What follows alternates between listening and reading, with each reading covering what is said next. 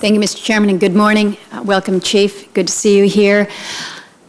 The Forest Service manages some 22 million acres of national forest lands in the southeastern and south central part of Alaska, and that's more acres than the entire 52 national forests that are located in the eastern and the southern United States. The Tongass National Forest is 80% of the land base in southeast.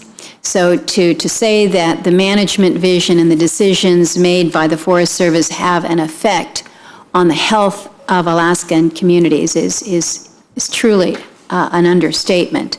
And Chief, you and I have had plenty of opportunities to sit and visit. I know that you know the significance of the Tongass and how management of the Tongass impacts our southeastern communities. And right now, our communities, particularly in Southeast, are not healthy. In fact, they are on economic life support. I am concerned, Chief, that the vision that the administration offers in this budget proposal for forest management looks more like one that I would expect to be proposed by the National Park Service than by a multiple-use agency with vast timber resources. Management under this proposed budget is focused on tourism and recreation and ecosystem values such as wildlife habitat. And I agree that these are important, but I have to remind you that the fundamental tenet of multiple use also includes the development of our natural resources.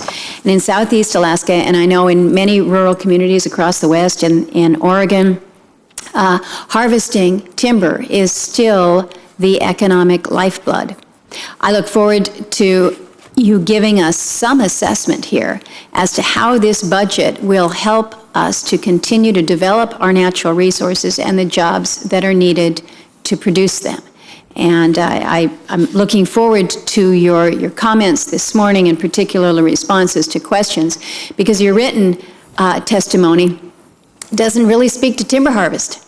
It does speak to the other uses, but again, when we talk about multiple use, it does include, and most certainly includes, the management of our resources. Now, on the issue of timber production, this budget proposal seems to disregard the very commitment that you made to get the cut up, was the term that you used with Senator Wyden and me just a couple weeks ago when you testified before this committee on secure rural schools. At that hearing, you reiterated that the Forest Service would stay focused on meeting the 3 billion board foot timber target set for FY14.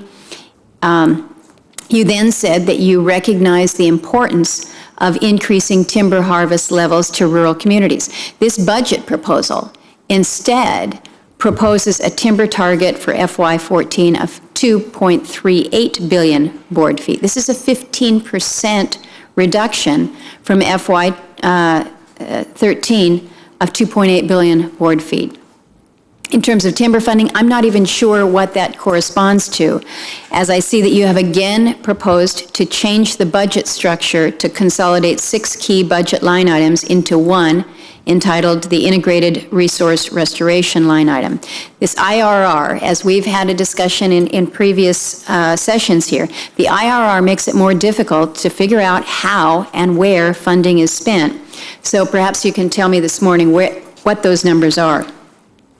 Next, the Forest Service estimates that there are 82 million acres of the National Forest System in need of fuel treatments, but proposes to again substantially cut funding for the Hazardous Fuels Program, as the Chairman has noted.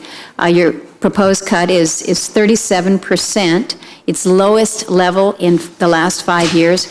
This is significantly below the authorized level of $760 million contained in the Bipartisan Healthy Forest Restoration Act. So, Chief, I do hope that you can explain to us exactly what's going on here. I understand that budgets are tight. We all know that. We recognize that.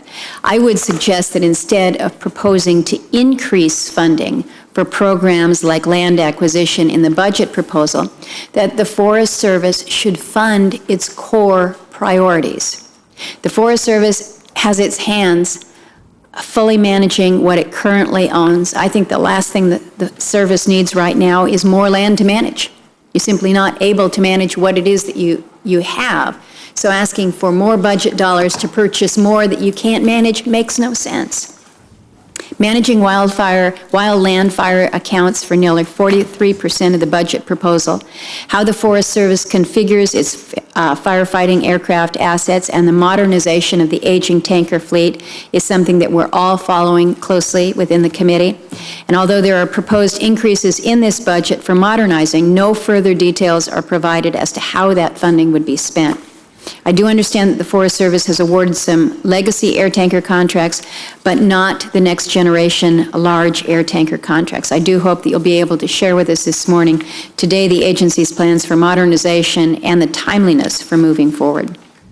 Now, I will also make a similar comment to what Chairman Wyden has mentioned with regards to the secure rural schools and the way that the Forest Service handled the sequestration.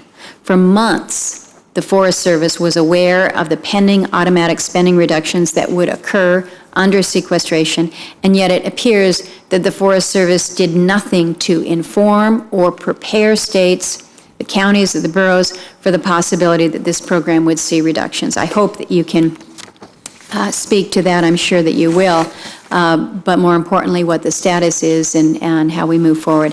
Mr. Chairman, of course, I will have a number of questions after we hear from the Chief, but again, very important discussion this morning as it relates to our forests.